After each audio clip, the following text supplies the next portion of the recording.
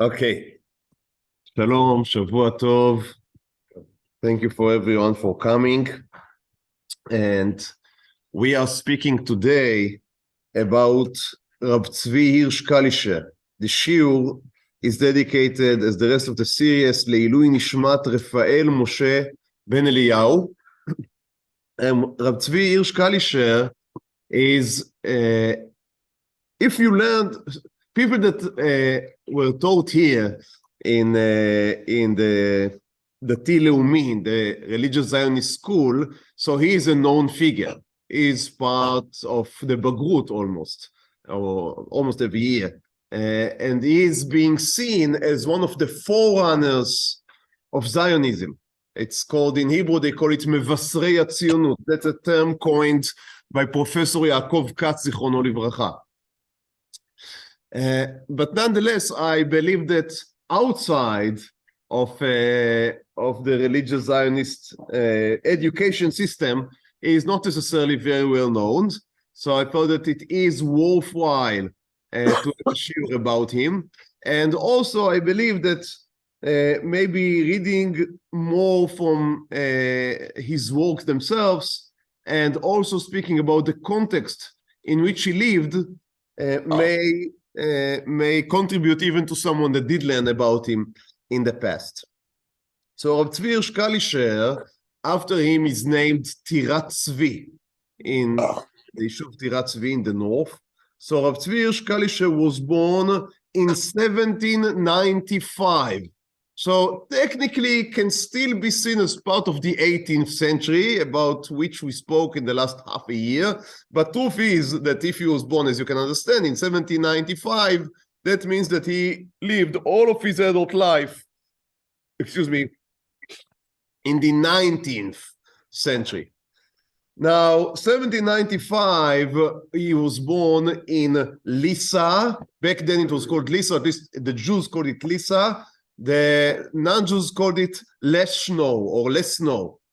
Now, Lissa, I'd call it the Jewish name, is nowadays in Poland. Back then, it was in Poland, but then Poland was divided. So Poland was divided. Most of the country went to the Russians, and that was most of the Jews suddenly found themselves under the Russians, under the Tsar. The Tsar suddenly found himself ruling so many Jews that he was not interested in, and that's one story, a very interesting story. Another small part went to Austro-Hungary. That was the part that was later called Galicia. And one part went, again, very small part, went to Prussia, Russia, that later became Germany. So that happened in 70, more or less when he was born. So that's very important to understand the type of environment that he is growing up in, because the Jews are Polish Jews. So we are speaking about your typical Eastern Europe type of Jews. So they are more or less very traditional. They have traditional clothes and traditional way of thinking. But they were now annexed into Prussia. So Prussia is a very modern state, and the Jews in what would later become Germany are leading the world maybe in acculturation, meaning in becoming part of the host country. So they are accepting upon themselves the German language.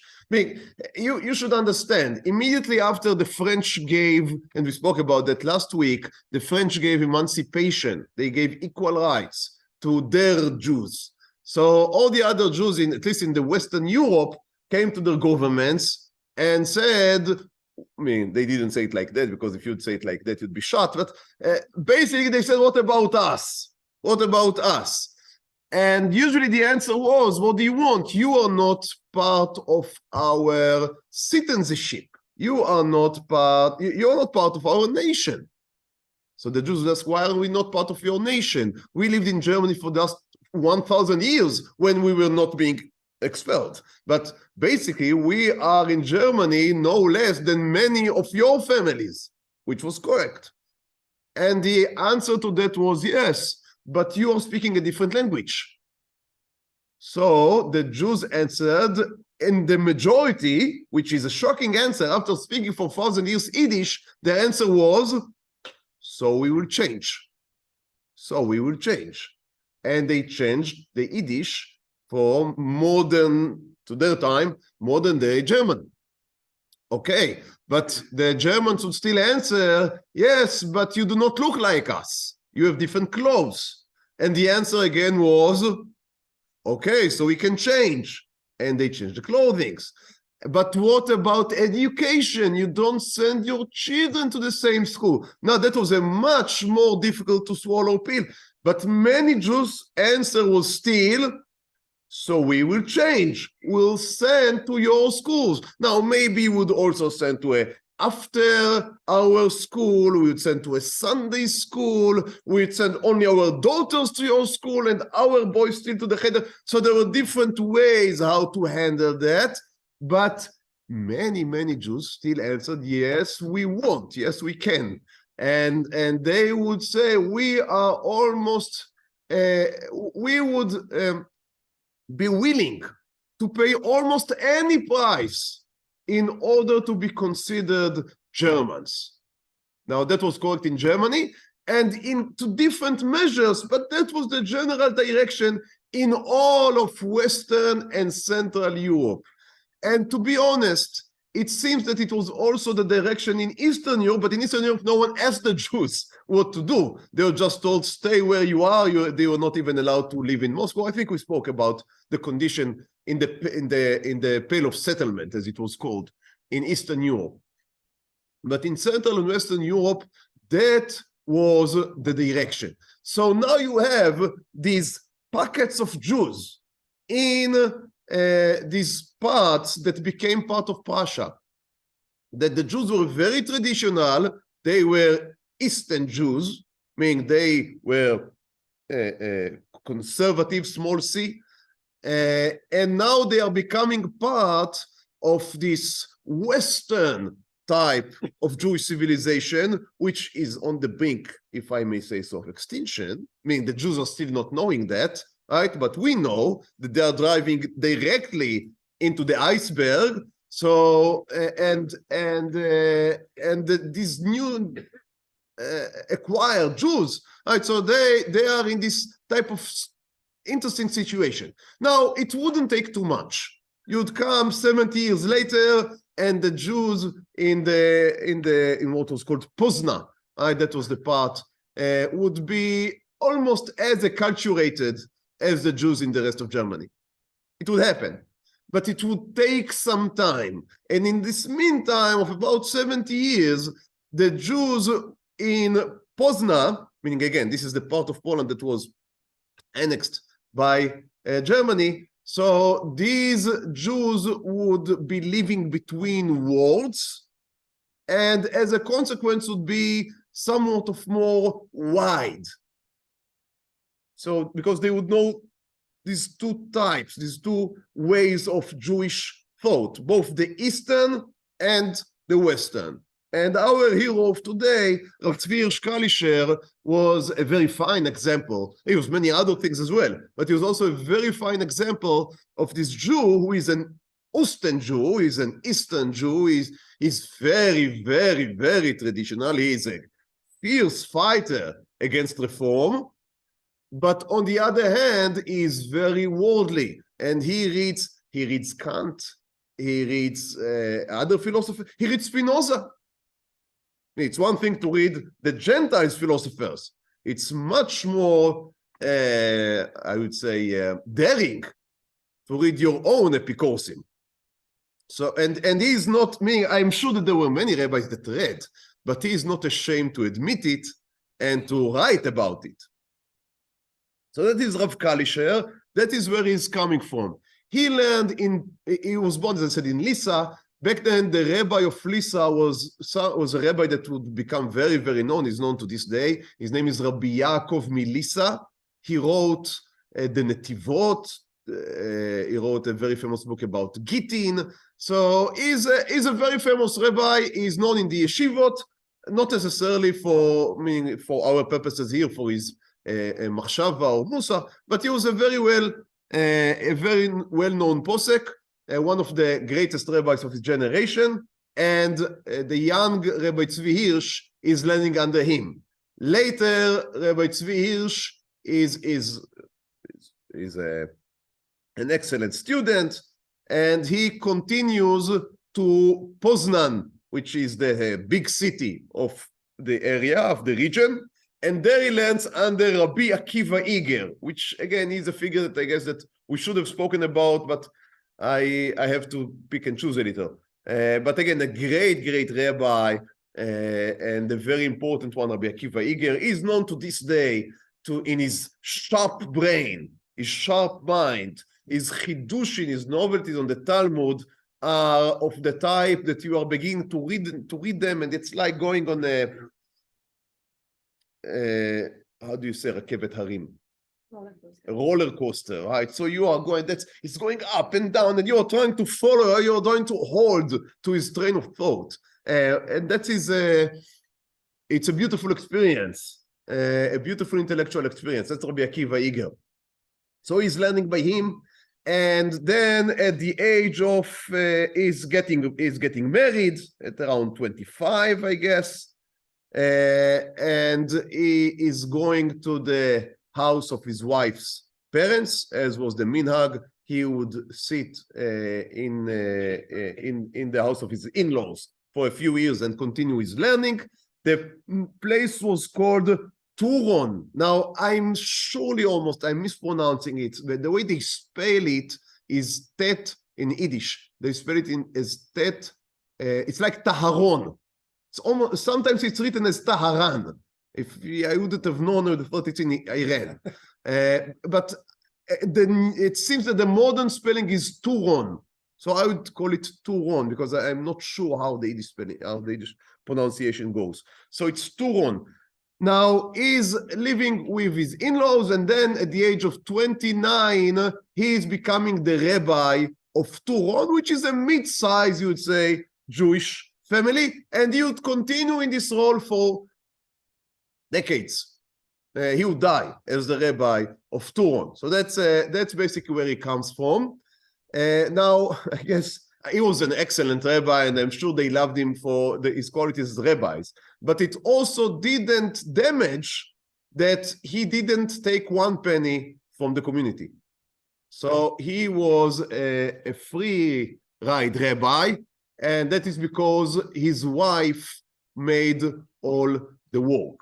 So his wife had a store, and truth is that we have, I mean, you know, one day, now that we are speaking about the 19th century, we have many pictures. Maybe I should switch to speak with a presentation. But you can find it on the web. They have a picture of their house.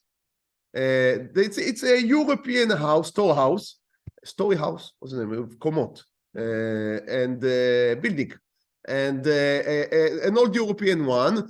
And there is still a store on the first floor, and there is still an apartment on the second floor. And that's the house where they lived. That's the store that she ran, and that's the apartment they were living in. So she had a small general store, and they were living from her work. If you look at source bet, that's from a book that he published in 1855. It's a commentary on Choshen Mishpat. So a very traditional rabbi, right? Printing a commentary on Choshen Mishpat, a very pilpul. I think it's 3 parts commentary, long, serious, very dedicated. He knows his work. He knows his work. And I am reading from the introduction. Va'avarech et Hashem yitbarach asher yatzani. I need to bless God that gave me his eitzah, his advice. Zevach toda ezbach lo. I would excuse me, I made a korban of thanksgiving. כי מה אשיב להשם פועל כל גמולות אשר יגמלני בחסדו. So I have to thank God for all the kindness and mercy that he had with me, מעודי ועד עתה, from my beginning to nowadays, ותאחזני ימינו. His right hand had guided me, להישב באוהל תורה תמיד. I was able to always sit in the tents of Torah, מבלי עול הזמנים, without having to attend to the all, to the yoke of the time. It means to say, to making a living. וגם עזרתי נתן לי, and he gave me my help by אשתי הצדקת, by my righteous wife, מרת גיטל, תחיה. So he is writing the name of his wife. You would open some of the introductions of the Sefarim they are printing nowadays, so they would only say רעייתי, right? Yeah, but he's not ashamed. So מרת גיטל תחיה, אשר לא עצבתני מימי. She never rebuked me and said, מה בצע לנו בשבתך תמיד באוהליך בעסק התורה. What good does it make that you are sitting in the tents of Torah? צא החוצה לעסוק בהשתדלות הון ואושר. You should go outside, go walk. Right? So he says she never said to me anything like that. לא כן אמריה תאמר אליי. She wouldn't say like that to me. אך תאמץ זרועותיה. She would strengthen her arms בעסק המשא ומתן, in the business, ובפועל כפירוש עשתני בן חורין מאבלי הזמן. בפועל כפיה, with the work of her hands, she made me a free man from the effort of the time, from the שטויות, מהבלים, right, from the unimportant things of making a living, so I can לעסוק בתורה, I can engage in Torah, ויכולתי בעזר החונן דעת, and by the help of God who give wisdom to people, I could להתהלך בגן החיים, to go in the garden of life, etc., etc., etc. So in the end, it was his wife that enabled everything that we are going to learn about today. So we should, although we would speak about Rabbi Zvi Hirsch Kalischer, we should not forget as we begin this shiur, the Geveret Gittel Kalischer. Okay. Now, as I said, he saw himself as a combination of East and West. And there is one, the source Aleph here is a very interesting example of that.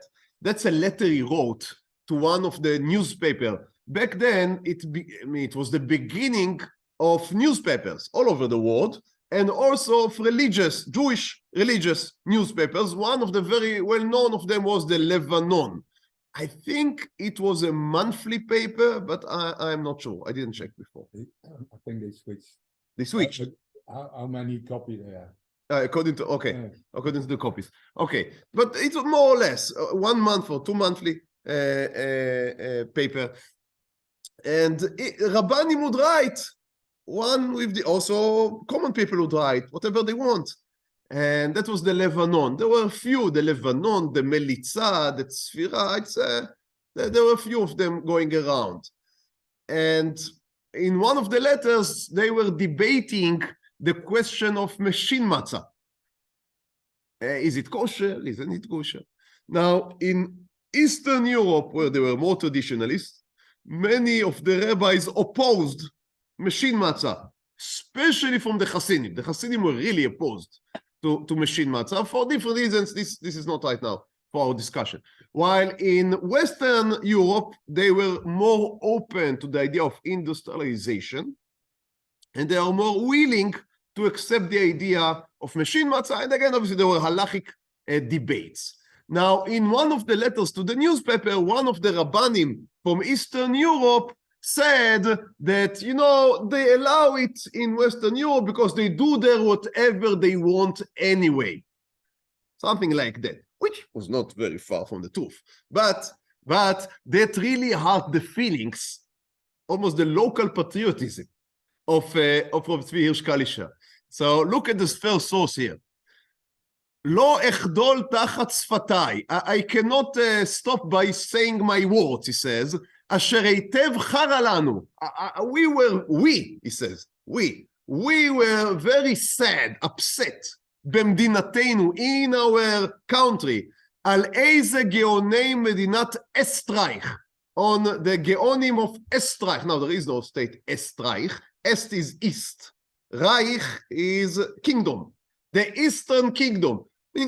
That is all of the east of Europe. Right? So we are sad, we are upset with the Geonim of Estreich, אשר כמעט עתק יצא מפיהם, they virtually said, שלא לסמוך על חכמי אשכנז. That the rabbis of Germany, Ashkenaz, are not to be relied upon. ויהי כשחוק בעיניהם, אשר התירו המשינן למצות. And they are having a good laugh at us, that we are allowing the machine matzah. So they have jokes. They don't have Jews there, they have machines there.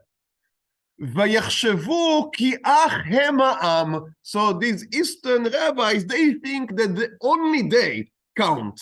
And we, and he's speaking in this Rabim, it's plural, right? It says, we do not count. ותורת השם בפיהם, וחסידי אשכנז כלא נחשבו למו. And the Hasidei Ashkenaz, now he invokes here a term that existed 800 years before him. In the 11th century, in the 12th century, there were this group that was called Hasidei Ashkenaz, Rabbi Yehuda Hasid, and others. It has nothing to do with the rabbis or with the Jews of Ashkenaz in the 19th century. But he's using this term. So he says, Hasidei Ashkenaz, we count as nothing. ולא יחשבו זאת לעוון אשר חטא לחשוב מחשבת פיגול על חכמי אשכנז. Says, thinking this type of unworthy thoughts about Ashkenaz, Hasidei Ashkenaz, that is a sin. אם כי, now I have to admit, he says, כי רבה המכשלה בעוונותינו הרבים במדינות הללו. I have to admit that in our countries there are many problems. Says, I would not hide it. עם כל זה, but nonetheless, נשארו אשר לא יעשו עוולה. There are still those that would not sin. והשרידים אשר חרדת השם בלבבם. These are the שרידים, the remnants, that still fear and owe God. הם 10 מעלות יגדלון לעוצם הניסיון. כי יחוז צדיק דרכו ולא ילבט באורחיו רעב חלילה. So he says it may be that we are few, the people that are loyal to the Jewish faith in Ashkenaz. But you should know that each one of us is like 10 of you in the East. Why? Because we are holding to the experience and we do not fall.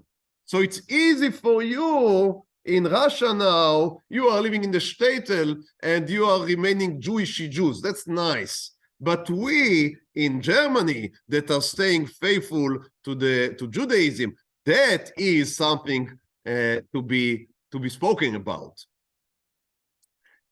והם המדקדקים במצוות השם כחוט השערה, so הם meaning the שרידים, meaning we are מדקדקים, right? We are meticulous in the mitzvot as a head hair. ולא נעלם מהם אורח ישר ואורח חיים ככל הלכות הפסח, and he says, there is nothing in our Pesach that is nothing less than your Pesach, ואם זך וישר פועלם של גאוני אסטרייך הנ"ל, and if really you would have acted in a sincere way, you גאונים of אסטרייך, היה להם לשאול את פי חכמי אשכנז, מאיזה טעם התירו. Before writing, for bad-mouthing us, you should have asked us, why do we allow the machine matzah? And maybe we would be able to explain to you some concepts that you are not familiar with.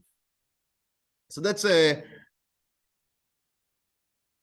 But he's writing, there are tzaddikim here, there are wise people. It's like nicer. It's they. So it depends. That's right. In the first half of this letter, he wrote Chara lanu, but when he begins to speak about the tzaddikim, that's right. He speaks about the tzaddikim that there are. That's right. But obviously, he is one of the leading rabbis in me. That's we shouldn't be mistaken. He is the one to be asked. If someone would have asked, okay. So that's just like a window into his understanding of himself, his awareness. Now, a very interesting thing that he does, which again shows you how he's living in both worlds, in 1844, he prints a sefer, 1844, so he's 50. He's 50, and he's writing, he's publishing a book, and the book is called Emuna Yeshara. Now try to translate for a second Emuna Yeshara, so the straight faith. Now try to translate that into Latin. Orthodox. Okay, now, so that is publishing a book, which can also be translated as orthodoxy. Now, he's a German. He's an Ashkenazi rabbi of the 19th century. And his sefer, named Emuna Yeshara, he is speaking about what is the philosophy, what are the tenets of Orthodox Judaism. Because in Germany, Judaism is falling apart because of the movements that we described in the beginning of this shiur. Judaism is being torn apart, and the young generation is just in droves, is falling away, and everyone knows that's a problem. And Rabbi Zvi Hirsch, in a different place in Germany, in real Germany, right? He is establishing his own community, separate community. Rabbi Zvi Hirsch Kalischer is not interested in separate community. He is interested in trying to save everyone. Now, that's a very difficult challenge. How do you save everyone? Let's leave Israel for a second.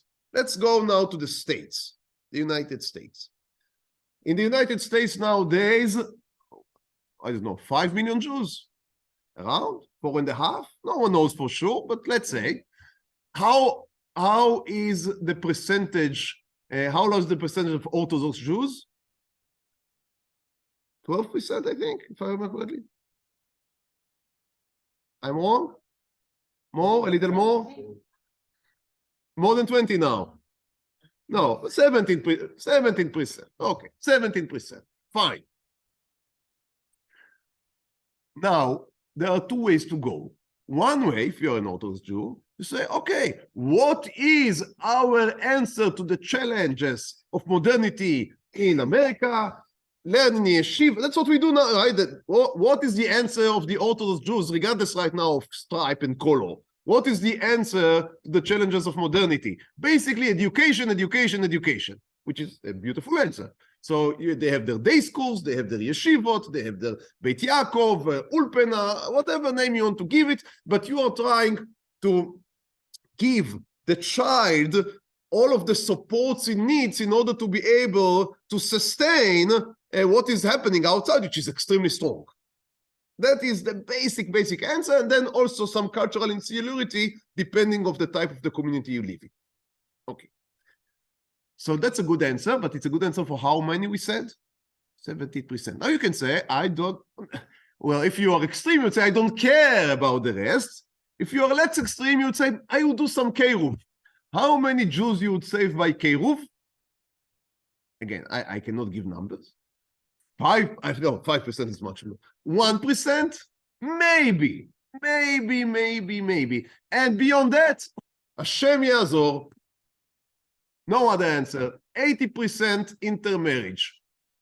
That's what we have. That's what we have. People like Rav Kalischer are not going to be happy with this answer. They are not going to be happy with saying, okay, so let's create our own separate community, education, and all the rest, let the flood take them. He is trying to create something that everyone can join. In his first book, he's going into philosophy. He says, I am going to write you such a philosophical tractate that everyone would want now to join. I mean, again, these are first moves. So maybe to us, it would seem very naive. But for him, what he saw was like that. People are going astray because they read Kant. People go astray because they read Mendelssohn. Mendelssohn himself may have been a observant Jew, but what he created was something that didn't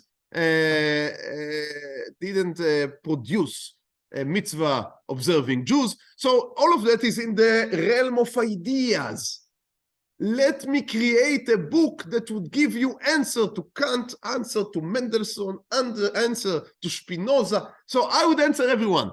And I tried to read, I read a few pages. It's a very difficult Hebrew. And I don't know, I am not, I guess I don't have the ability or the expertise to rate his effort. But let's say one thing, it's not what made him famous. Okay, I am not aware of any reprinting of this first book in the last 100 years. But what is important, maybe more than what he actually did in this book, is the framing. What is he trying to do is more important than his rate of success in this specific book. He is trying to face heads on what he sees as the challenges of a generation. And for that, you need a very wide view. Not everyone is able to do so. Most of the rabbis are sitting in their chair, right, in the shul, and one is asking about a Veilut question, and the other is asking a Shabbos question, and the third is asking a Yisuveda question, and he knows that he has some problem of children that are off the derech, so maybe he's trying to do something, but basically that's what he's doing. And he's happy or not happy with the results. And if in the end, chas v'chalila, if someone comes to the Rabbanut and his community has 20% intermarriage or 10% or 5%, and when he's leaving the Rabbanut there are 60% or 70% intermarriage, he would say, you know, I'm a small player. You know, I did my best. There are mega trends in Western Europe or in the United States or in Israel or whatever there are, and I'm doing my best with my small abilities here in my community. These would be 90% or maybe more of the rabbis, and that's why we love them. Really do. But there are some people who think out of the box. And they ask themselves, so what is the plan? Okay, I understand. You can give a shiur here, and you can give a shiur there, and you can speak with this person, that person, fine. But what is your meta plan? How things would look like 50 years from now? Do you have any answer? Do you have any response to what is going on? And his first attempt is the safer, orthodoxy. Now, okay, didn't catch. But he would go on to something else, which would have great consequences and importance, as we would see. So, at 1836, and that's before the publishing of Emunah Yeshar. For me, I'm presenting it as trying in one way and failing, and then trying another way. He didn't see it like that. He was just working on all fronts. So in 1836, Rav Kalischer writes a letter to Asher Anshil Rothschild. Now, this is a picture, I don't know if you can see, of Mr. Rothschild.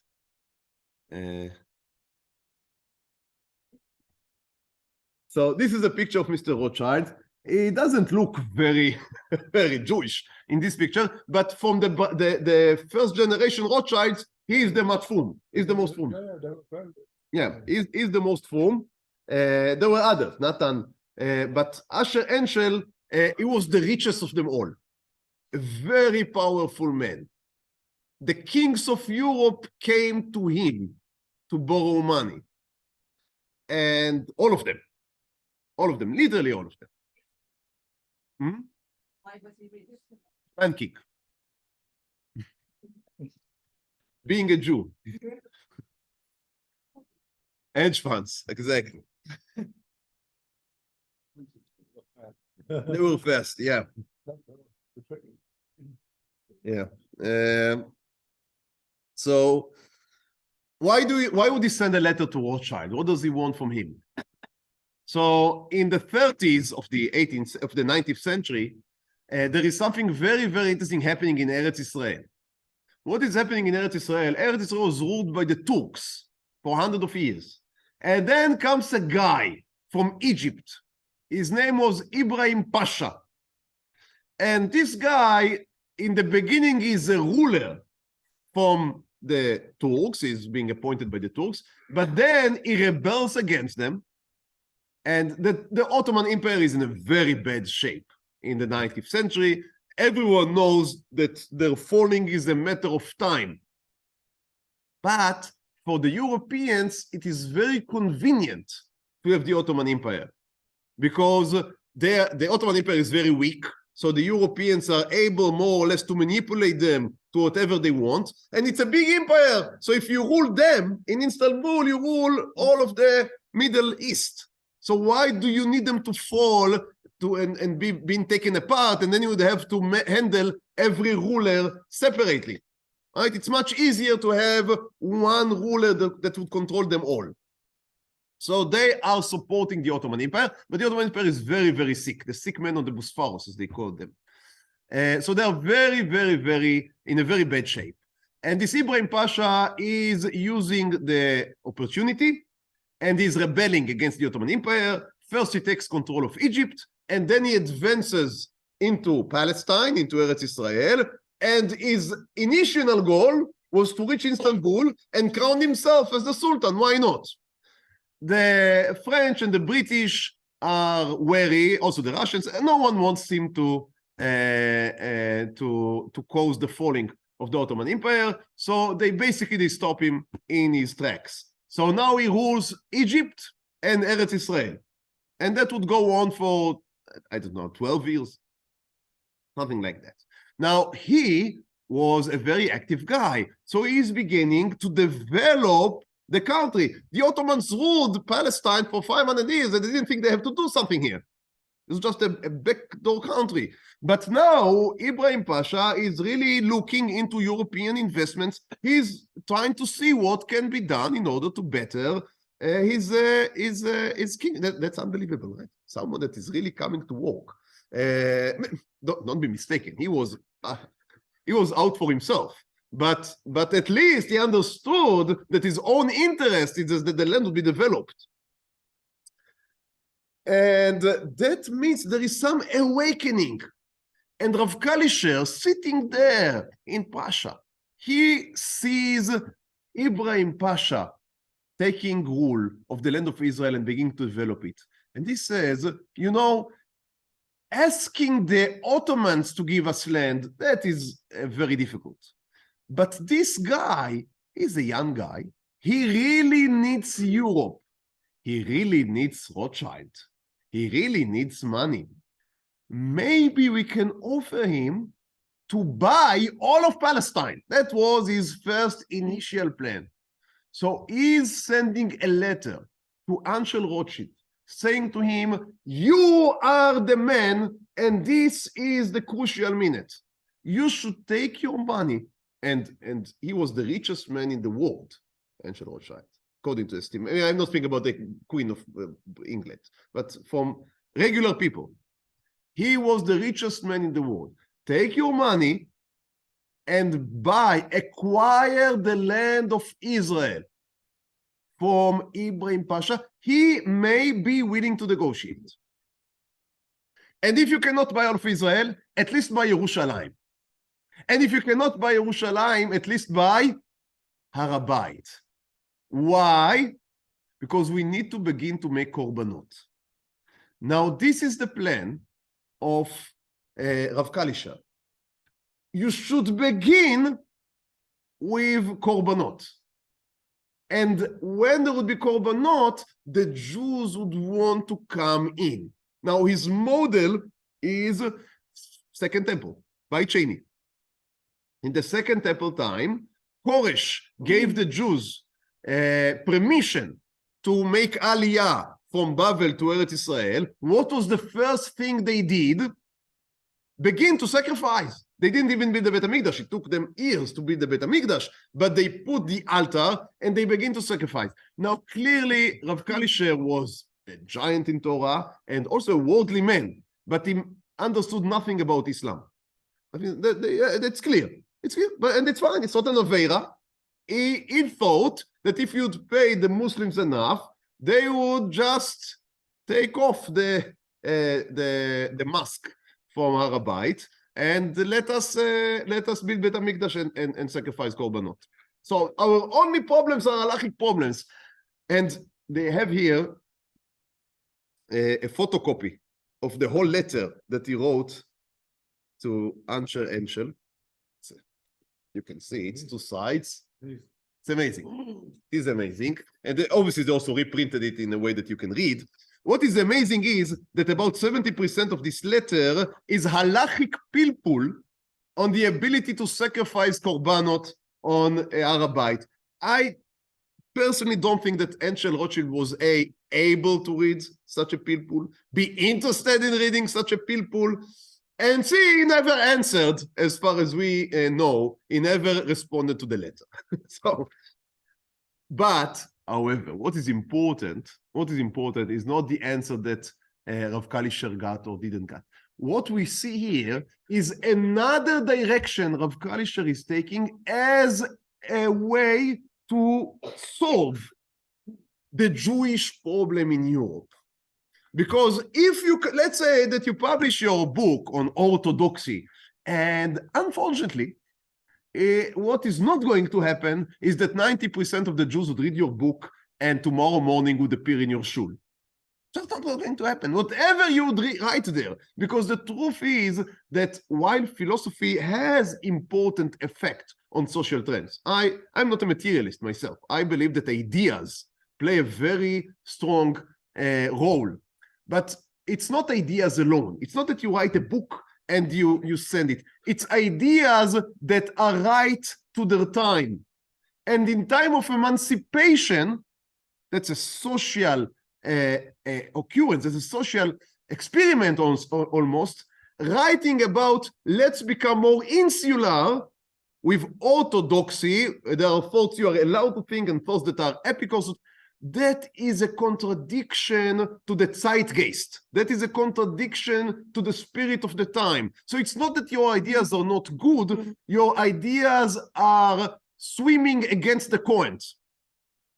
So again, there would always be some percentage of Jews, the Jews sitting here around this table, for example. I'm serious. They are happy to swim against the current. If you are sitting here, you are swimming against the current. But if you want everyone to remain Jewish, you have to do it with the current and not against it. So what would you do? You would not be able to convince them with your book. So what now? What now? So again, the answer of many of us nowadays, what now? God will decide. God help. We don't know what to do. We can offer them to come for Shabbat meal, which I am not belittling for one bit. But we understand that's not going to be the solution. Right? If we believe that we want all of the Jews to remain in the fold, as they say, is just offering them a Shabbat meal, that's what's going to do the trick? I'm wandering a little off topic, but it is not really off topic.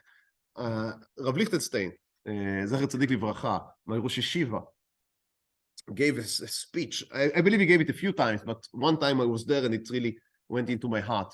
And he gave a speech on Erev Purim, on the eve of Purim, Tanit Esther. And he spoke about this pasuk when Mordechai, Esther is in the king's palace and she says, you know, what can I do? If I would try to approach the king, then I'm risking my life. So he asked me what would be the Jews. I don't know, God would help. What can I do? And Mordechai says to her, you know, I'm not worried about the Jewish people. Maybe they would be helped somehow else. But who knows if not for that you had been put here in the palace. That is your life mission. And one day you would have to give a report. What did you do? I mean, you would, after 120, every one of us would stand in front of the divine court. And you would be asked, what did you do with the challenges that were in front of you and with the tools, the means that were given in your hands? And then Rav Lichtenstein said to us, he said, after we'd be asked, would ask, what about my children in the United States? What? I mean, we are losing them. What are we doing about? Just say God will help? That's our answer. That's the best we can offer. Now, this is not a simple question. It's easy for me sitting here in Israel. I'm feeling fine. But that's not a simple answer. There is no, I believe there is no simple answer. I don't think that he had the solution. If he had the solution, he would have applied it. But is it something that is bothering us? It is bothering him. And he has a new answer. And the answer is Israel. It's not only about redemption. Obviously, he's speaking about redemption, he's speaking about Betamikdash, speaking about Korbanot.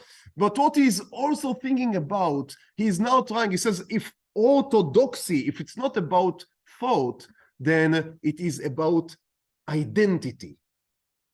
And we spoke about that also last week. The real problem is the problem of identity. Because if I am, can I be at the same time both French and a Jew, both German and a Jew? For thousands of years, the answer was no, and it was fine. I was a Jew, and I was not a German. I was an outsider. I was an outlier. I was not an equal right citizen. But now I am being given an offer which I almost cannot refuse. And that is, give up your Jewish identity, at least your national Jewish identity, and become a full German, and a full right German, or a full French, or a full American. And yeah, you can, maybe you can put a kippah, maybe not, it depends on the country.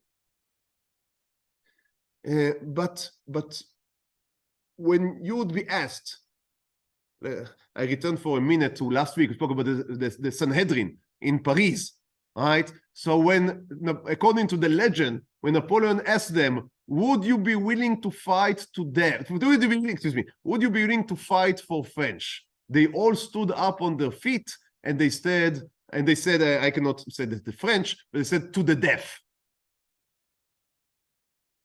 Now, are you able to say that and remain full national Jew? What is the meaning of fighting to the death for French when you know that in the Prussian army, there are also Jews?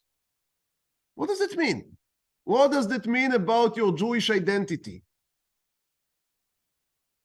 Rav Kalischer understands, and that's something, again, this is someone who thinks big. He understands that if that is the state of things, then there is no future to Yahadut in Europe. Because you would have to choose one way or the other. And if you choose to remain Jew, you have to go out.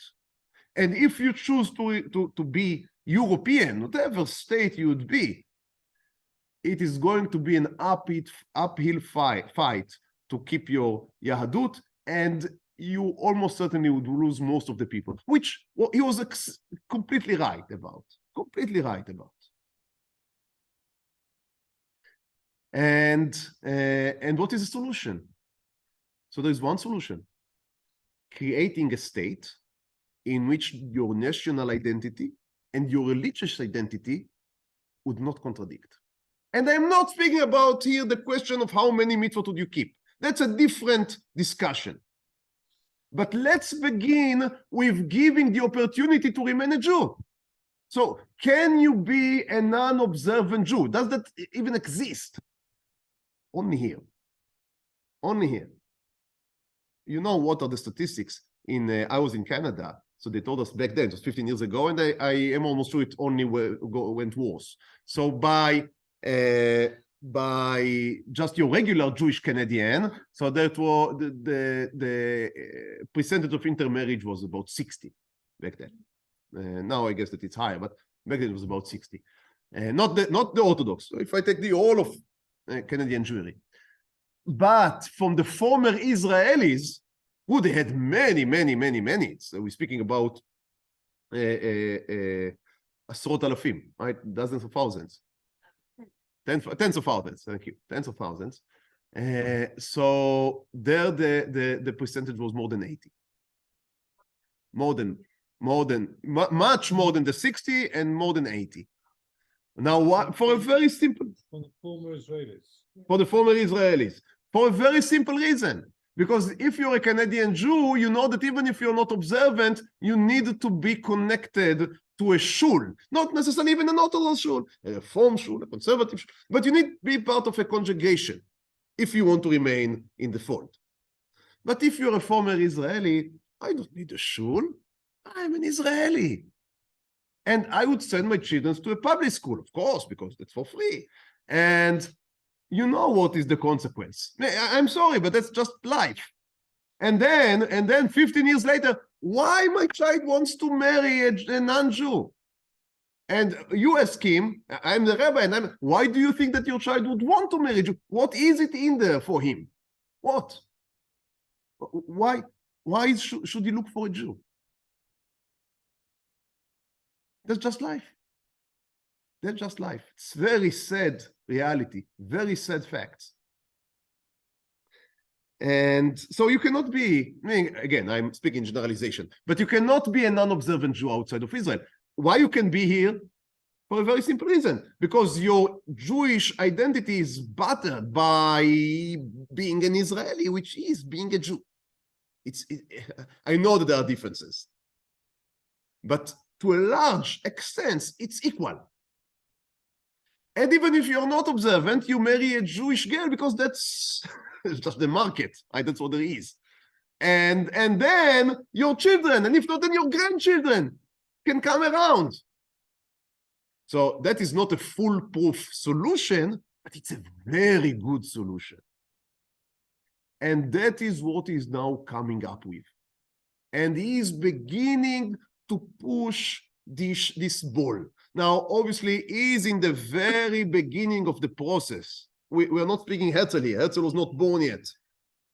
But he's beginning to push the ball. That is this letter to Rothschild, which was, I guess, a very good man in his own profession, but was not interested in this type of grand visions. But Rav Kalischer, I would almost say it became an obsession with him. Bringing Jews to Israel and re-beginning the korbanot. That became like something that he wake up with that, and he went to sleep with that. And he wrote letters everywhere. Okay, I quoted here some lines from his letter to Rothschild. Basically, what he says is, he says a few things. He says, A, you can be the Mashiach. It's plain. It says, you can be the Mashiach. He doesn't say it in these words, but he says, this is what the Mashiach is supposed to do, and this is what you can do. Okay, so you can be the Mashiach. He called him, instead of Rothschild, he called him Adom HaMagen, because Roth is red, and Shield, right, shield. So Adom HaMagen is giving him a Hebrew name. I'm not sure that Rothschild would be enthusiastic to adopt the new name. And he says to him, is it by chance that you became the most important man in the universe? That kings and princes come to you? Don't you understand that you were put here by the divine hashgacha in order to make way for the Jewish settlement? And he quotes him from Megillat Esther. Mi yodea im le'et kazot higat lamalchut. And he says, maybe you think, as our brothers, the Jews, that redemption is something that would come from heaven, and we just have to see it, maybe do some mitzvot, and wait for it to happen. He says, that's a mistake. That's a mistake. Redemption is something that we should work with our hands to bring, and not only by performing mitzvot, but by coming to Eretz Israel, by building Eretz Israel, and by re-beginning the sacrifices. Now that's a novel idea, a new idea, a very brave idea. This is an idea that would take a century to take hold, which unfortunately would be too late for many of the Jews of Europe, both spiritually and physically. But that's an idea that you can almost say that he is, obviously he has Chazal and he has Mefarshim and he brings proofs, so he's not an innovator in the sense that he made up the idea, but it is a new idea in the public realm. Because up to him, it is clear how redemption would come. we would go one day to sleep, we'd wake up in the morning, we'd hear the shofar blowing, and there would be a Mashiach coming on a white donkey, and then we would all stand around him, and he would take us to Eretz Israel. One way or the other. And he says, no, that's a mistake. We should take ourselves and go to Eretz Israel. And in order to do so, now he's not some pipe dreamer. So in order to do so, you need to buy land. You need to train people to become farmers. He's running the whole thing in his mind. And he's coming to conclusions that will be one day implemented. But again, unfortunately, it would take a long time. I think it was short. By the way, it was short time. 100 years, it's very short for this type of a program. But just history was too fast. History was moving very fast. You can see, if you turn the page, you can see his signature in the letter to Rothschild. Hakatan Hirsch Zvi Kalischer. Can you read it? Hey Kuf, that's Hakatan, these are the first two letters. And then you see Hirsch, Hey Yud Rei Shin, and then Kalischer. And then he writes, תלמידו של הגאון הגדול, the student of the great genius, החסיד המפורסם, רבן של כל בני הגולה, מורנו ורבינו, עקיבא איגר. So he identified, now he's already, 40 something, and he still identifies himself as a student of Rabbi Akiva Iger. It's beautiful. It's beautiful. But it doesn't go so well. No, we know the history. It didn't go very well. And for us, it's so sad to read it, because you read it and you immediately know that he is on to what was supposed to happen.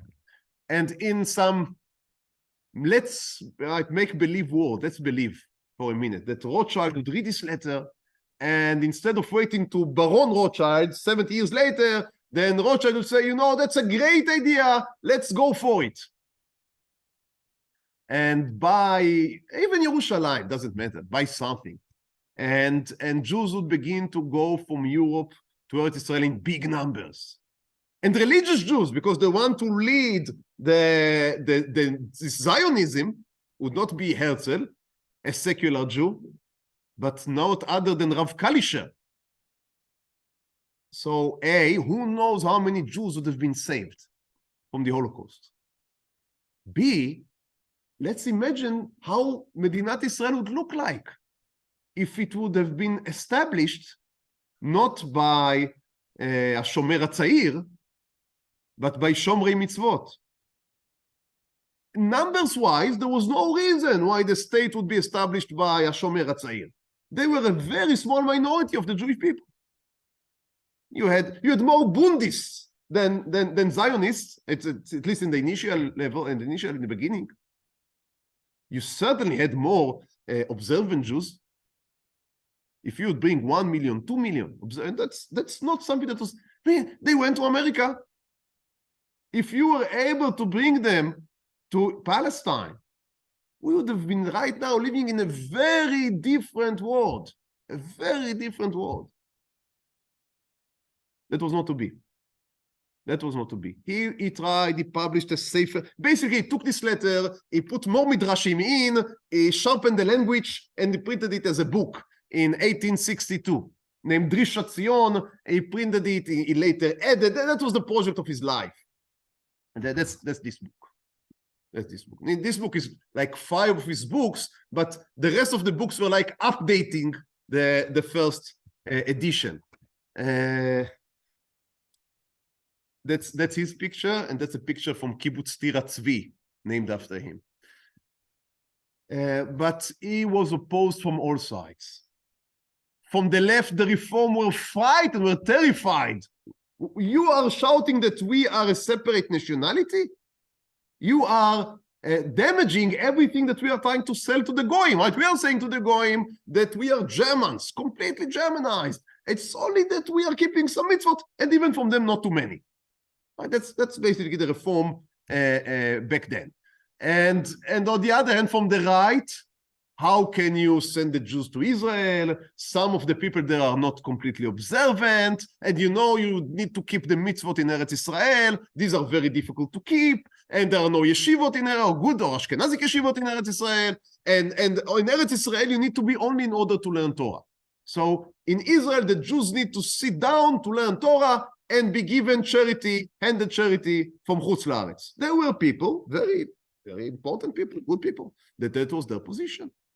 That the Jews in Israel, also good the issue Vayashan, should sit, learn Torah, and be handed charity from Chutz La'aretz. And everything that is endangering this perception is threatening and should be stopped. And it was stopped. It was stopped. And the masses, meaning just the population, the general population, it was just too much for them. Meaning, those of them that wanted to become Germans or French, they did not want to hear about some country, desert country in the Middle East. And those of them that wanted to remain traditionalist, they didn't want to hear new ideas about the redemption being bought by human beings, which seems a little suspicious, right? So he had no market. He had no clientele. And our time is up. He tried to he organize societies. The societies fell apart. He tried to arrange another society, didn't succeed. He made a cooperation with the Alliance that we spoke about a few times, which were secular, so that even worsened the attacks on him from the right wing. But he said, no one else is working in Israel. That's my only way. In the end, I am now shortening 30 years of work, but they are just repentant failures. It's a brilliant failure, but it's a failure.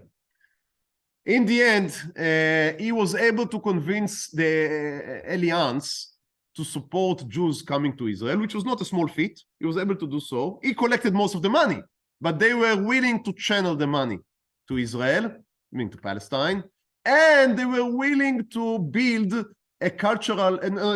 agricultural school, which was called Mikveh Israel, the first agricultural school in the modern time in Eretz Israel. He was invited to become the head of the school. Now, again, just think that he would have become the head, at least of the religious part of the school. But that was not to be. He was already very old. He was 70-something. And he sent, a few years before, he sent he had 10 children. One of the 7 boys. One of the youngest, was called Zev Wolf. And he went to Israel, and he was trying to establish the first kibbutz. Right? They have it here as a whole program on not having money. A very interesting man. But unfortunately, it seems that he had problems. And he was really also, being a paranoid doesn't mean that you are not being chased.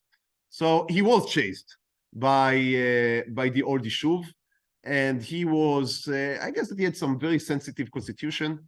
And in the end, he couldn't carry on, the son, with the program of establishing the kibbutz. He went to Yerushalayim, which seems paradoxical, but that's what he did. He went to Yerushalayim, to his enemies, and he was making his living there through selling lottery tickets.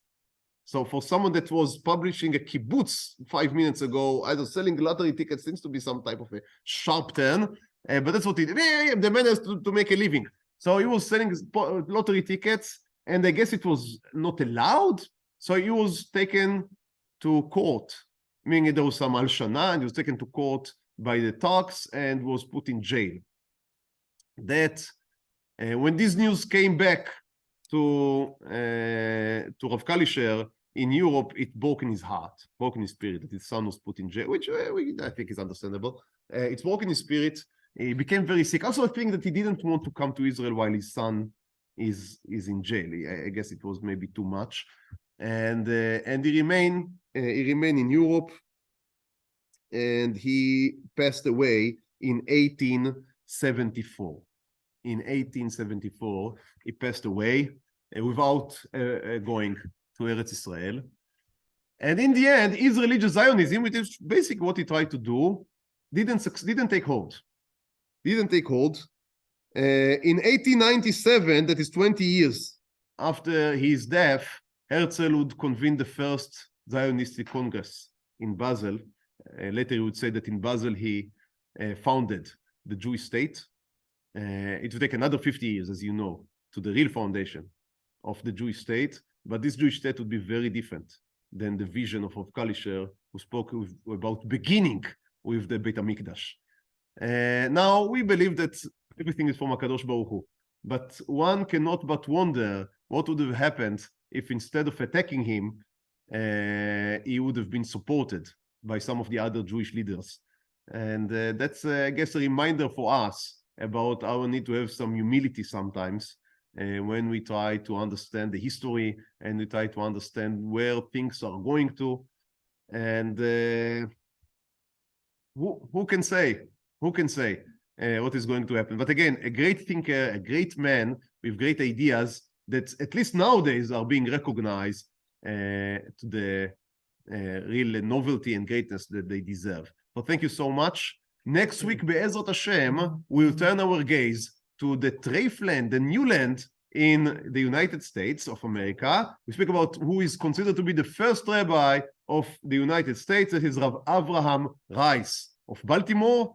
And that's so stay tuned for next week.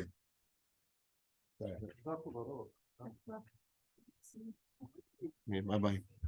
Thank you, Rabbi.